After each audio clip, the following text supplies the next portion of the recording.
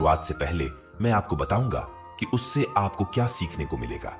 फिर उस अध्याय को बहुत ही आसान भाषा में आपको समझाया जाएगा और उसके बाद उससे होने वाले हमारे जीवन में सभी अच्छे परिणामों के बारे में आपको बताऊंगा। भगवत गीता सिर्फ एक किताब या धार्मिक ग्रंथ नहीं है, बल्कि इसमें वो ज्ञान है जो इस पृथ्वी पर जीवन जीने वाले प्रत्येक व्यक्ति के लिए उपयोगी है। हम सभी अपने जीवन में बहुत कुछ सीखना चाहते हैं और जीवन के हर पहलुओं को समझने की कोशिश करते हैं। ये गीता हमें जीवन जीने का सही तरीका बताती है, हमें यह जानने में मदद करती है कि मरने के बाद हमारे साथ क्या होता है, और यह भी बताती है कि ब्रह्मांड कैसे बना है और भगवान के अस्तित्व कैसे हैं। क्या हम पुनर्जन्म लेते हैं? क्या ये जीवन वास्तविक है या एक भ्रम? लेकिन क्या हमने ये सोचा है कि हमारे सपनों को पूरा करने के लिए हमें बिना थके, बिना किसी मार्गदर्शन के बिना सही दिशा की सफलता मिल सकती है? तो दोस्तों, इस सवाल का जवाब दीजिए। इस पृथ्वी पर जो न केवल हमारी बल्कि ब्रह्मांड की वर्तमान और भविष्य की सबसे महान उपदेश जो देते हैं, उनका नाम क्या है? वो है भगवान श्री कृष्ण। महाभारत के युद्ध के मैदान में भगवान श्री कृष्ण आज की तारीख से न जाने कितने ही युगों पहले एक ऐसा ज्ञान दिया था।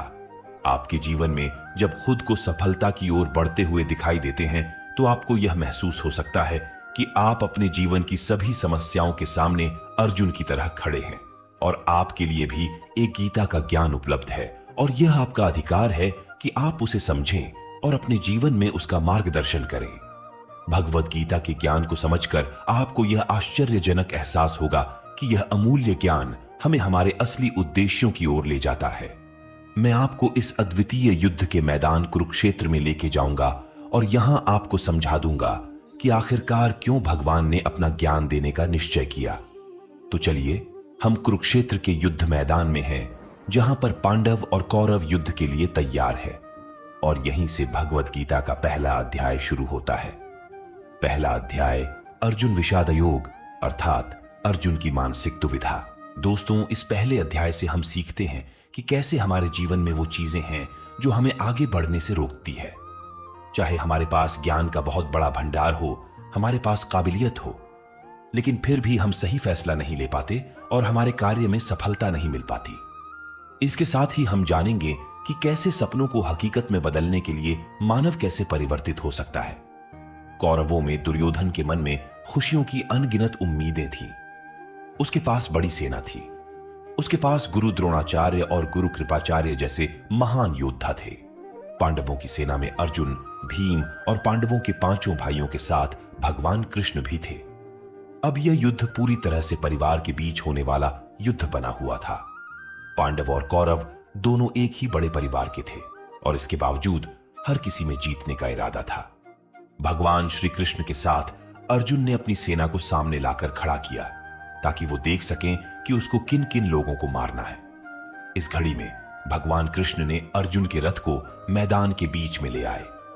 वहां कुरुक्षेत्र के युद्ध मैदान में कौरवों की सेना में अर्जुन के सामने दादा भीष्म और गुरु द्रोणाचार्य खड़े थे, और गुरु द्रोणाचार्य ने ही अर्जुन को तीर चलाना भी सिखाया था। अर्जुन ने युद्ध के मैदान में जहां देखा, वहां दोनों ही परिवार वाले और गुरुओं के शिष्य ही नजर आ रहे थे।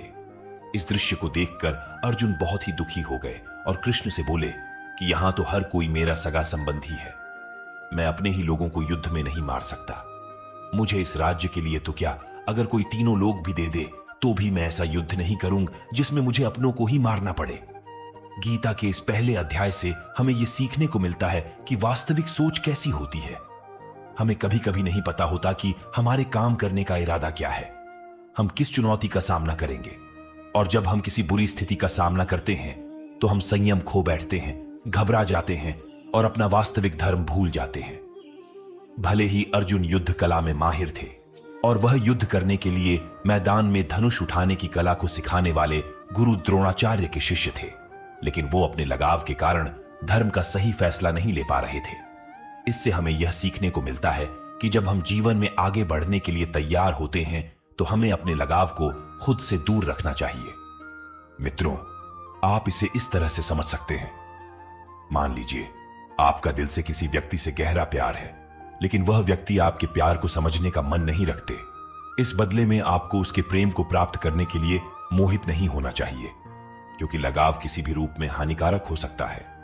जब तक यह लगाव है तब तक आप अपने आत्मा के धर्म को पूरा नहीं कर सकते। गीता का दूसरा अध्याय सांख्य योग यानी कि पुरुष प्रकृति का विश्लेषण करना।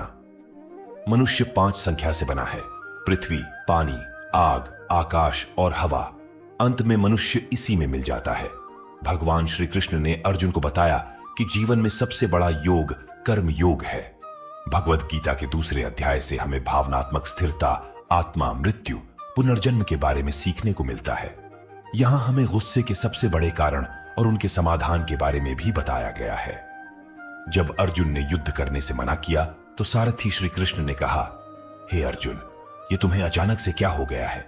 तुम जैसे महान योद्धा के मुंह से ऐसी बातें शोभा नहीं देती, इसीलिए अपने इस मन की कमजोरी को छोड़कर युद्ध के लिए फिर से खड़े हो जाओ। इस पर अर्जुन ने कहा कि इस युद्ध से बेहतर है कि मैं एक भिखारी बन जाऊं, क्योंकि मेरे पास यहां तक तो अपनी जिंदगी का कोई अहम मकसद ही नहीं है। मेरे पास सही और गलत का ज्ञान नहीं है, इसलिए मैं आपसे मार्गदर्शन मांगता हूं। श्री कृष्ण मुस्कुराए। क्या कोई इंसान उनसे कुछ मांग सकता है और वो नहीं देंगे? यहीं से शुरू होता है भगवद गीता का ज्ञान, जिससे आपको भी अर्जुन की भावनाओं को जानना और समझना चाहिए। श्री कृष्ण अर्जुन को बोले, क्या तुम अचानक से डर रहे हो? तुम्हें डरना नहीं चाहिए, क्योंकि ये लोग तुम्हारे मारने से ही मरेंगे और तुम्हें ही उन्हें मारना होगा। इन सब लोगों का पिछले जन्म से और आगे के जन्म के साथ कोई संबंध नहीं है। वो तुम्हारे जैसे अनादि है। इसलिए जैसे कि तुम अपने पुराने वस्त्र बदलकर नए पहनते हो, वैसे ही आत्मा शरीर को छोड़ देती है। हे अर्जुन, तू किसी मरे हुए इंसान को जीवित नहीं कर सकता, क्योंकि जीवन और मृत्यु का नियंत्रण सिर्फ मेरे पास है। तू तो उनकी मौत का सिर्फ एक कारण है, और ये लोग मरने के बाद भी मेरे ही पास आएंगे, क्योंकि वे शरीर नहीं है, वो तो आत्मा है, और आत्मा को किसी भी तरीके से नष्ट नहीं किया जा सकता। आत्मा अगले जन्म के लिए इस शरीर को त्याग देती है। जिस प्रकार तू अपने पुराने वस्त्र बदलकर नए पहनता है, इसी तरह से जैसे कोई कछुआ खुद को खुद में ही समेट लेता है, वैसे ही मनुष्य अपनी इच्छाओं को वश में कर लेता है। जो व्यक्ति अपने मन की सभी इच्छाओं और कर्मों के परिणामों को सोचना छोड़ देता है, वही स्थिर बुद्धि कहलाता है। जिसके मन से हर प्रकार का डर, भावना और क्रोध खत्म हो जाता है, वही मनुष्य शांत रहता है। जब हम अपनी इच्छाओं को पूरा करने के बारे में सोचते रहते हैं तो हमें वो इच्छाएं अच्छी लगने लगती है, तो हमें उन इच्छाओं को पूरा करने का मन करता है, और जब उन इच्छाओं को पूरा करने में कोई रुकावट आती है तो हमें गुस्सा आ जाता है, और गुस्से में हम खुद को खो देते हैं, और फिर हम अपने कर्म और धर्म को भूलकर अपनी स्थिति से नीचे गिर जाते हैं। लेकिन जो व्यक्ति अपनी इच्छाओं को वश में करके उनका गुलाम नहीं होता, उसका अंतर्मन शुद्ध रहता है, उसके दुख का अंत हो जाता है, और जब उसके सभी दुख समाप्त हो जाते हैं तो उसकी बुद्धि स्थिर हो जाती है। लेकिन जिसकी इच्छाएं और कामनाएं उसके मन से नहीं जाती है, वो मनुष्य कभी शांत नहीं हो पाता, और जब शांति ही नहीं मिल पाएगी तो वो खुश कैसे रहेगा? उसकी हालत तो वो नाव की तरह होती है जिसको उसकी इच्छाओं की किसी भी दिशा में ले जाने की छूट मिल सकती है। स्थिर बुद्धि वाले प्राणी समुद्र की तरह स्थिर रहते हैं, और इसी प्रकार के जीव मृत्यु के बाद मेरी शरण में आते हैं। मित्रों, अब हम इस अध्याय की वास्तविकता पर आते हैं, और आप में से कई लोग होंगे जिन्होंने अपने प्रियजनों को खो दिया है, और आज तक आप लोगों में से जिन्होंने भी अपने प्रियजनों की मृत्यु का दुख नहीं झेला है, उन्हें यह जान लेना चाहिए कि उनके जीवन में भी उनके अपने किसी सबसे प्रिय की मौत एक दिन अवश्य होगी। लेकिन उस वक्त उदास होने की कोई आवश्यकता नहीं है, क्योंकि खुद भगवान ने ही हमें स्मरण कराया है कि हमें अपने जीवन से पहले भी हम इस संसार में मौजूद नहीं थे, और मृत्यु हो जाने के बाद भी नहीं रहने वाले हैं, और इसलिए हमें मौत का डर नहीं होना चाहिए। इसका कारण यह है, या तो हम परमात्मा में हमेशा के लिए मिल जाएंगे, या हमारा पुनर्जन्म होगा, और जब सभी लोग आखिर में एक ही जगह मिलेंगे तो बिलाप करने का क्या मतलब रह जाता है। और यही प्रकृति का नियम भी है। और आपको स्मरण रहे कि हम कोई शरीर नहीं है, हम तो केवल आत्मा है और उस परमात्मा के अंश है। और अगर हमें बनाने वाला ईश्वर है तो हमें उनमें ही मिलने का प्रयास करना चाहिए, उनमें ही लीन हो जाना चाहिए। यह संसार तो एक भ्रम है जिससे उस परमात्मा ने बनाया है। हमने देखा था कि अर्जुन निर्णय लेने में असमर्थ थे। जब भी हम कोई निर्णय लेते हैं तो एक ओर हमारा मुंह होता है और दूसरी ओर हमारा वास्तविक कर्म होता है, और इस खेल में हम वो नहीं कर पाते हैं जो हमारा असली काम होता है, और हमें जीवन में सफलता के मार्ग पर आगे बढ़ने में मदद करता है। इससे हम एक उदाहरण से समझते हैं। मान लीजिए आपको अपने घर से दूर कहीं किसी और शहर में शिक्षा के लिए या नौकरी के लिए या अपने किसी लक्ष्य को पूरा करने के लिए जाना पड़ रहा है, तो आपको अपने परिवार का मोह तो छोड़ना ही पड़ेगा। हमारे दुखों का सबसे महत्वपूर्ण कारण है हमारे खुद की इच्छाओं के बारे में विचार करना। जब हम अपनी इच्छाओं के बारे में सोचते हैं तो वक्त बीतने के बाद हम उन्हें पूरा करने की कोशिश करते हैं, और जब यह कोशिशें असफल हो जाती है तो हमारे अंदर क्रोध पैदा होता है। और क्रोध एक ऐसी चीज है जिसे कोई भी मनुष्य अपने शरीर को त्यागने से पहले नहीं छोड़ता है। तो फिर आप अपने जीवन के बाकी हिस्से में सच्ची खुशियों को कैसे प्राप्त कर सकते हैं? आप हमेशा अपने आप को समस्याओं से घिरा हुआ ही पाएंगे, क्योंकि यह दुनिया तो केवल आपकी खुद की छाया ही तो है। अब आप सोच सकते हैं कि जीवन में कोई इच्छा नहीं रखने से सफलता कैसे हो सकती, कैसे आप अपना नाम कमा सकते हैं? इसके बारे में भगवान श्री कृष्ण ने कहा है कि सबसे पहले आपको अपने कर्म को पहचानना होगा, यानी आपके लिए वो क्या करना जरूरी है जो आपको अपने लक्ष्य की प्राप्ति में सहायक होगा। और इसके बाद सफल होने की उम्मीद या असफल होने का भय दिल में पैदा नहीं किए बिना अपने कार्य को कैसे करें, क्योंकि आपको लगेगा कि यह कार्य मैं नहीं बल्कि स्वयं भगवान कर रहे हैं। और इसी प्रकार आपकी हिम्मत भी कभी नहीं टूटेगी, क्योंकि आपको यह लगेगा कि आप खुद नहीं बल्कि परमात्मा कर रहे हैं। तीसरा अध्याय, कर्मयोग। भगवद गीता के तीसरे अध्याय में हम यह जानेंगे कि कौन सी दो चीजें हैं जो हमें इस दुनिया में सफलता प्राप्त करने में मदद कर सकती है। हम इसमें यह भी समझेंगे कि हम क्या है और कैसे हम अपने मन को नियंत्रित कर सकते हैं। हम अपनी बुरी आदतों को कैसे छोड़ सकते हैं और अपनी मनचाही मंजिल कैसे प्राप्त कर सकते हैं। अर्जुन ने पूछा, क्या ज्ञान कर्म से ज्यादा महत्वपूर्ण है? आप तो सन्यासी बनने की बात कर रहे हैं, लेकिन फिर भी युद्ध करने की सलाह दे रहे हैं। कृपया बताएं, मैं ज्ञान का मार्ग चुनूं या कर्म का मार्ग? श्री कृष्ण ने उत्तर दिया, इस संसार में मैंने खुद दो प्रकार के योग दिए हैं। एक है ज्ञान योग और दूसरा है कर्म योग। तुम मनुष्य हो और तुम अपने शरीर के कर्मों को पूरी तरह से छोड़ नहीं सकते। तुम्हें हर दिन काम करना ही पड़ेगा, जैसे कि तुम्हें खाना खाना है और सांस लेना है। और अगर तुम अपनी इच्छाओं को किसी भी प्रकार से रोकने की कोशिश करोगे तो तुम्हारे मन में कभी भी यह संदेह नहीं होने वाला कि तुम अपनी इच्छाओं के बारे में नहीं सोचोगे। इसका अर्थ है कि तुमसे जाने अनजाने में कर्म तो हो ही जाएगा, क्योंकि तुम मनुष्य ही तो हो। तो तुम अपने धर्म से भी बंधे हो, इसलिए तुम्हारे लिए सन्यास के रास्ते की जगह कर्म का रास्ता ज्यादा सही है। मतलब ज्ञान योग या सांख्य योग की जगह कर्म योग उचित होगा। इसलिए तुम यह सोचो कि यह काम तुम नहीं कर रहे हो, बल्कि तुम्हारा शरीर प्रकृति का गुलाम होकर कर रहा है।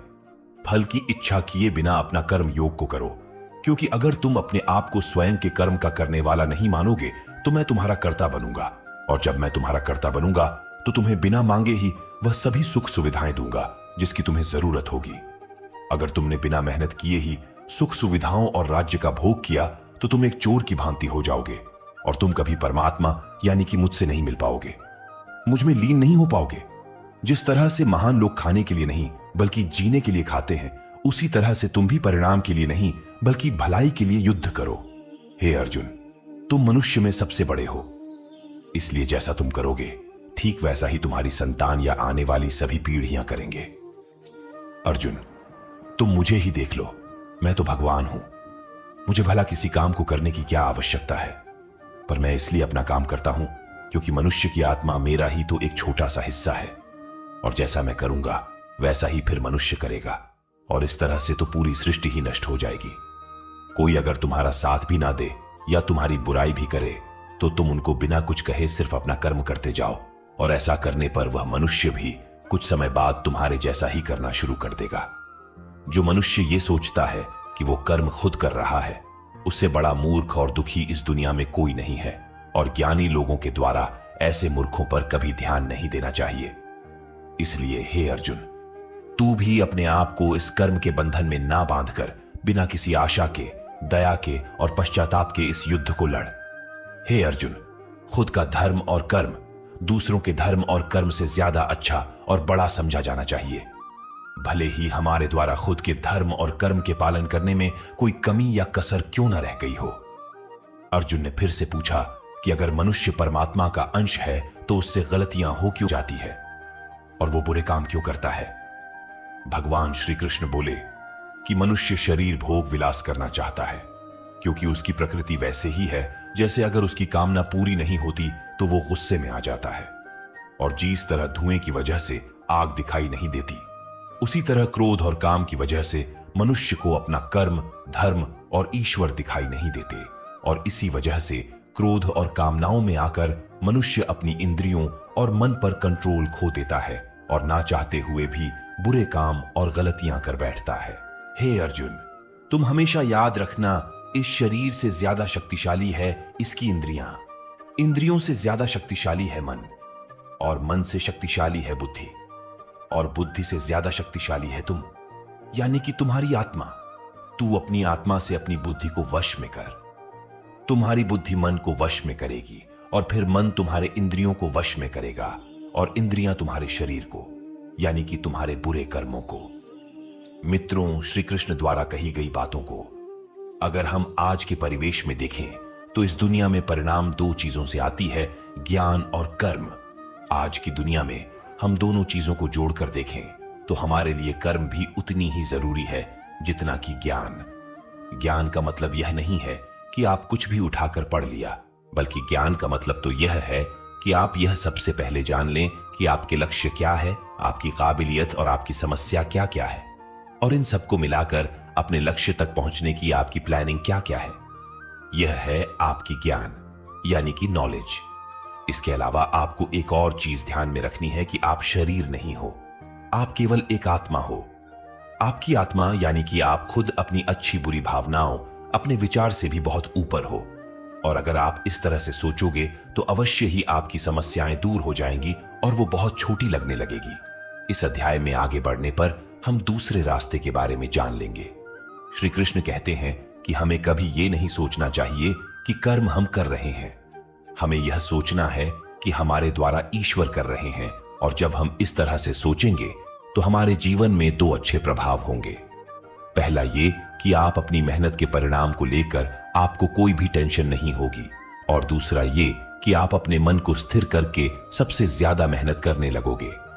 सभी शब्दों की बजाय यह आपको समझना चाहिए कि आपको कभी भी अपने कर्मों के परिणामों पर खुश या दुखी होने का अधिकार नहीं है, क्योंकि श्री कृष्ण के उपदेशों के अनुसार मनुष्य को केवल कर्म करने का अधिकार है।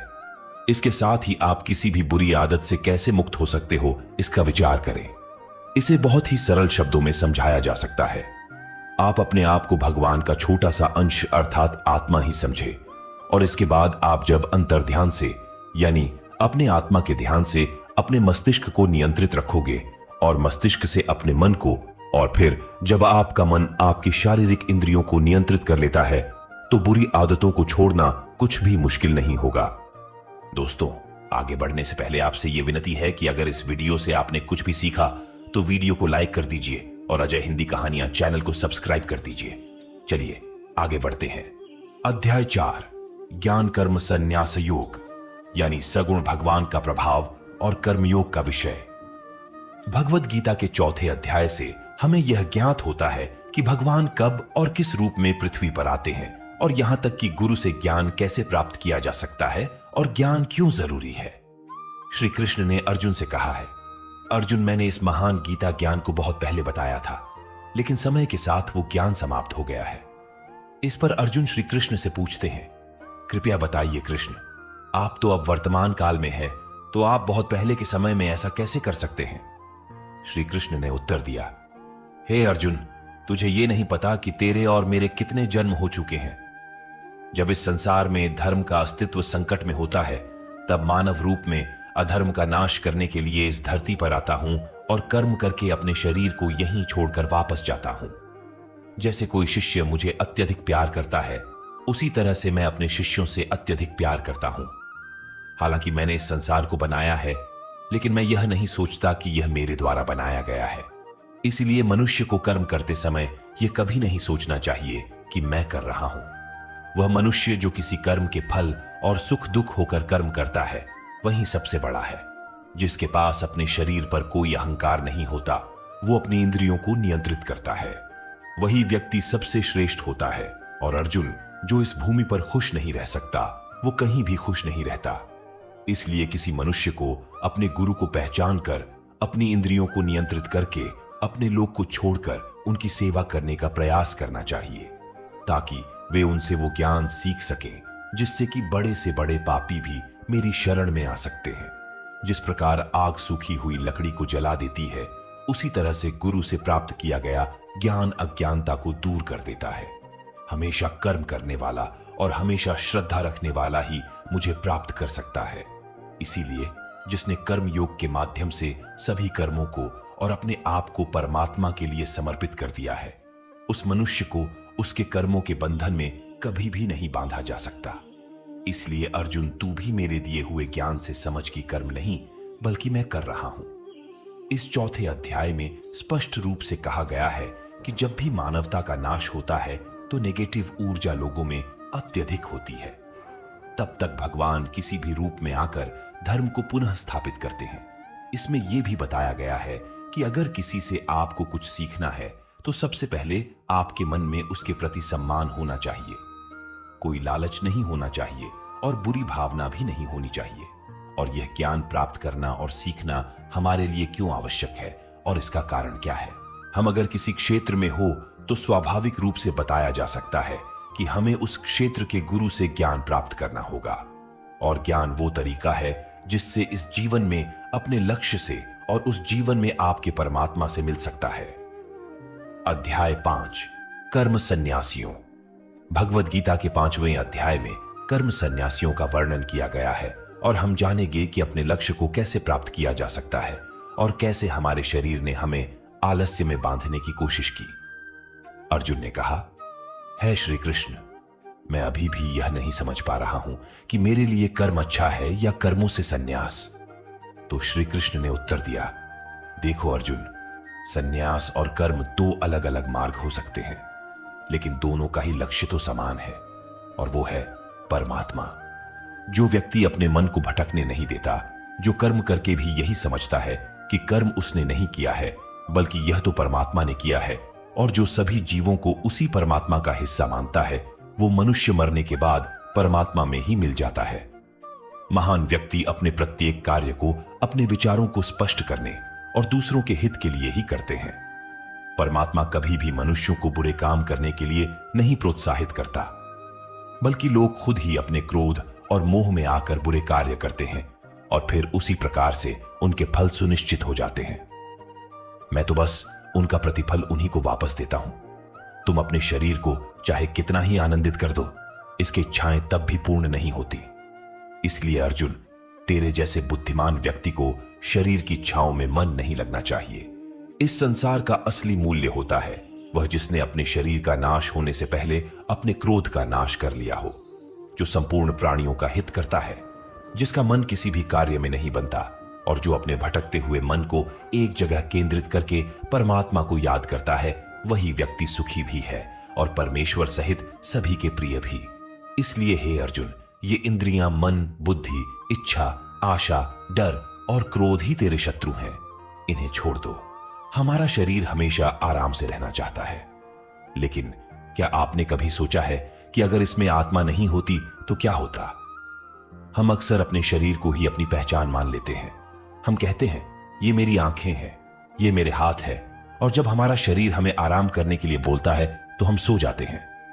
लेकिन क्या आप यह सोच सकते हैं कि शरीर आपकी बुद्धि पर भारी हो गई है? इसीलिए आपको यह समझना होगा कि आप एक आत्मा है और आपको अपनी बुद्धि से अपने शरीर को चलाना होगा। जो रास्ते भगवद गीता में दिखाए जा रहे हैं वे मानवों को परमात्मा से मिला देते हैं। अगर आप इन सभी बातों को अपने जीवन में अपनाते हैं तो आप अपने सपनों को पूरा करने की दिशा में एक कदम आगे रहोगे। दोस्तों, जैसा कि कहा गया है कि भगवान की प्राप्ति के लिए मन को वश में करना बहुत जरूरी है, ठीक उसी तरीके से आपको अपने जीवन में भी मंजिल पाने के लिए मन को वश में करना बहुत ही आवश्यक है। श्रीमद् भगवद गीता अध्याय 6, आत्म संयम योग। भगवद गीता के 6ठे अध्याय में हम जानेंगे कि एक योगी क्या होता है और योगी कैसे बनते हैं, अर्थात आज के जीवन में वह व्यक्ति जो अपने जीवन में महत्वपूर्ण कुछ करना चाहता है। इसके साथ ही हम ये भी जान लेंगे कि क्या होता है अगर आपने इस जीवन में बहुत मेहनत की लेकिन फिर भी आपका सपना पूरा नहीं हुआ। श्री कृष्ण बोले, केवल अपने सांसारिक कर्मों को त्यागने वाला ही योग्य नहीं होता। इसका मतलब है कि योगी वही होता है जो अपने कर्मों को त्याग कर आत्मा की ओर बढ़ता है। उसका मार्ग सफलता की ओर जाता है, चाहे फिर भी उसे कोई भी मुश्किल का सामना करना पड़े। योगी अपने उद्देश्य को हासिल करने में सफल होता है क्योंकि उसका मन परमात्मा की ओर होता है।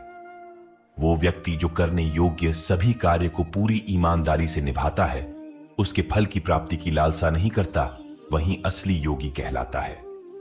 जो व्यक्ति अपने मन पर विजय पा लेता है, उसके लिए संसार में और कुछ जीतने की अत्यंत आवश्यकता नहीं होती, और जिसका मन इधर उधर चलता रहता है, उसके लिए संसार में कुछ भी प्राप्त करना सरल नहीं होता, क्योंकि हमारा प्रिय मन हमारा साथी होता है, और अगर हम उसके गुलाम बन जाते हैं तो वो हमारा सबसे बड़ा दुश्मन बन जाता है। जो व्यक्ति अपने मन के और संसार के किसी भी विचार या वस्तु से प्रभावित नहीं होता, और जो मित्र, शत्रु, महात्मा, पापी, जीव जंतु आदि के प्रति समान दया भाव रखता है, वही योग्य की वास्तविक पहचान होती है। इसलिए हे अर्जुन, और जब इस प्रकार का योग भाव आता है तो किसी भी आशा के बिना, किसी भी डर के बिना अपने मन को मित्र बनाकर उसे मेरे ध्यान में समर्पित होना चाहिए। वो योगी उचित आहार और नींद उतना ही लेता है जितना आवश्यक हो, जो हमारे शारीरिक और मानसिक स्वास्थ्य के लिए महत्वपूर्ण है। इस प्रकार का योगी अपने शब्दों पर सदा स्थिर रहता है, जैसे कि शांत हवा में दीपक की लौ स्थिर होती है। जब जब उसका मन भटके, तब तब उसे वही इच्छा को वश में करके पूरा मन को संयमित करना चाहिए। और जब योगी इस पूरे ध्यान की अवस्था में आ जाता है तो बड़े से बड़ा दुख भी उसको उसके स्थान से नीचे नहीं गिरा सकता। अर्जुन ने कहा, लेकिन है कृष्ण, यह मन बहुत ही अधीर और चंचल होता है। तो श्री कृष्ण ने जवाब दिया, हां, यह सत्य है कि मन को नियंत्रित करना कठिन है, लेकिन यह भी याद रखो कि बार बार आत्मविश्वास और योगाभ्यास से असंभव को भी संभव बनाया जा सकता है। इस तरह से हम अपने मन को वश में करके अपने जीवन को अधिक सफलता की ओर ले जाते हैं। अर्जुन ने पुनः पूछा, है कृष्ण, अगर कोई योगी इस प्रकार से ध्यान में निश्चित रहकर योग करता है, लेकिन अंत में किसी कारणवश उसका मन भटकने लगे, तो क्या उसका सारा प्रयास व्यर्थ हो जाएगा? श्री कृष्ण बोले, नहीं अर्जुन, निरंतर परमात्मा की दिशा में बढ़ना हर आत्मा का अधिकार है। अगर किसी कारणवश वो योगी ध्यान से भटक जाता है, तो भी वह पुण्य पुरुषों के लोक में कई वर्षों तक सुख और आनंद का अनुभव करता है, और वहां पर वो ध्यान भ्रष्ट योगी भी सुख में समय बिताने का अवसर प्राप्त करता है। फिर उस योगी की आत्मा जो ध्यान में भ्रष्ट हो गई थी, वो पुनः उसी पुण्य पुरुष के परिवार में जन्म लेती है, और उस तरह से उसकी आत्मा की यात्रा वहीं से शुरू होती है जहां से उसने पिछले जन्म में समाप्ति की थी। इस तरह वो एक नए रूप में और नए जीवन की ओर बढ़ता है, परमात्मा से मिलन के लिए फिर से प्रयास करता है। अर्थात पिछले जीवन में किया गया योग कभी भी व्यर्थ नहीं जाता। लेकिन एक योगी जो निरंतर प्रयास करता है, वो इसी जीवन में अपने जीवन चक्र से मुक्त होकर परमात्मा में विलीन हो जाता है। एक योगी तपस्या और विद्वानों से भी श्रेष्ठ होता है। इसलिए अर्जुन, तू भी योगी बन, क्योंकि जो सबसे श्रेष्ठ योगी होता है वो मेरा भी परम प्रिय होता है। दोस्तों, हर व्यक्ति जिसकी आंखों में कुछ बड़ा करने का सपना होता है, उसको अर्जुन की तरह ही एक योगी बनना चाहिए। योगी वह व्यक्ति होता है जो पूरी तरह से भावनाओं के साथ होता है, जो दूसरों के विचारों पर ध्यान नहीं देता और हमेशा अपने लक्ष्य को पूरा करने के लिए मेहनत करता है। लेकिन दोस्तों, जीवन का कोई भी पथ किसी के लिए भी पूरी तरह से पूर्ण नहीं होता। ये बात हमेशा याद रखनी चाहिए। क्या कोई इंसान उसके सपने पूरे होने से पहले ही मर जाता है तो उसकी मेहनत की कीमत किसी काम की नहीं रहती और अपने सपने सपने ही रह जाते हैं? ऐसा क्यों होता है? तो इसका जवाब इसमें छिपा है कि एक बहुत ही गुप्त बात है जिसे भगवान श्री कृष्ण ने इस अध्याय में बताया है कि अगर आप मेहनत कर रहे हैं और आपने बहुत अनुभव जमा लिया है, बहुत सारा ज्ञान प्राप्त कर लिया है, फिर भी आपको अपनी मंजिल नहीं मिल रही है, किसी कारणवश आपको असफलता का सामना करना पड़ रहा है, तो भी आपकी मृत्यु हो जाए या फिर आप सपनों को पूरा करने के लिए बूढ़े हो जाए, तो इस प्रकार के मरने के बाद भी आपके स्वर्ग में आपके कर्मों के अनुसार आनंद मिलेगा। भगवान श्री कृष्ण ने भी योगियों के बारे में इस गीता के 6ठे अध्याय में बताते हुए कहा है, और उन्होंने उन लोगों के लिए भी विशेष बनाया है जो सच में बहुत ज्यादा मेहनत करते। श्रीमद् भगवत गीता के 7 अध्याय है ज्ञान विज्ञान योग। इस अध्याय में जो भगवान का ज्ञान है, हमें यह बताया गया है कि ईश्वर कैसे संसार को नियंत्रित करते हैं। ईश्वर को कौन से भक्त सबसे अधिक प्रिय होते हैं, इसके बारे में भी यह जानकारी दी गई है। लेकिन यह सवाल हम सबके मन में उठता है कि क्यों इंसान भगवान को नहीं पहचान पाता है। भगवान कृष्ण इस प्रश्न का उत्तर देते हुए कहते हैं कि हे अर्जुन, अब मैं तुझे वो बात बताऊंगा जिन्हें जानकर तू इस संसार में किसी और ज्ञान की तलाश में नहीं भटकेगा। हजारों लोगों में से कोई एक ही होता है जो ब्रह्म ज्ञान की खोज करता है और वो कोशिश करके ही उसे प्राप्त करता है। और ऐसे हजारों कोशिशें करने वालों में से कोई एक ही मेरे प्रेम में विश्वास और समर्पण के साथ प्राप्त कर पाता है। मेरे 2 रूप हैं, एक जन रूप जिसमें पृथ्वी, वायु, जल, अग्नि और आकाश, साथ ही मन, बुद्धि और अहंकार है। वही दूसरा है चेतना रूप जिसमें सृष्टि का चक्र है। समय को भी मैं ही निरंतर चलाता हूं। जल, ओंकार, चंद्रमा, सूरज मैं ही हूं। पृथ्वी की सभी पवित्र ग्रंथ, बुद्धिजीवियों का तेज, अग्नि और तपस्वियों का तप, धर्मों का पवित्र कर्म, अलग अलग समयों का काल और बलवान का बल भी मैं ही हूं। इस संसार के लोग सांसारिक गुणों के बंधन में हैं, इसलिए मैं किसी को अपने असली रूप में नहीं दिखाई देता हूं। और वास्तविकता में ये संसारी गुण भी मेरी माया ही तो है। मगर जो मनुष्य इस मोह माया को तोड़ देता है वो मेरा भक्त बन जाता है। माया के जाल में फंसे हुए मूर्ख लोग मेरी शरण में नहीं आ सकते हैं। कोई भी भक्त 4 विभिन्न प्रकार से मेरी पूजा करता है। कोई प्राप्ति की इच्छा रखने वाला, कोई दुख के समय मुझे याद करने वाला और कोई मुझे पहले से ही जानने वाला। लेकिन इनमें से मुझे सबसे अधिक प्रेम करने वाला ज्ञानी भक्त पसंद है। ये चारों भक्त दयावान होते हैं, लेकिन ज्ञानी पुरुष तो मानो मेरा ही रूप है। और ज्ञानी भक्तों में से वह व्यक्ति भी शामिल हैं जिन्होंने मुझे बहुत सारे जन्मों से माना है और मृत्यु उसके बाद भी उनकी आत्मा मुझ में ही मिल जाती है। जो भक्त किसी इच्छा की पूर्ति के लिए किसी देवता की पूजा करते हैं, उनकी आस्था में मैं वही देवता बना देता हूं।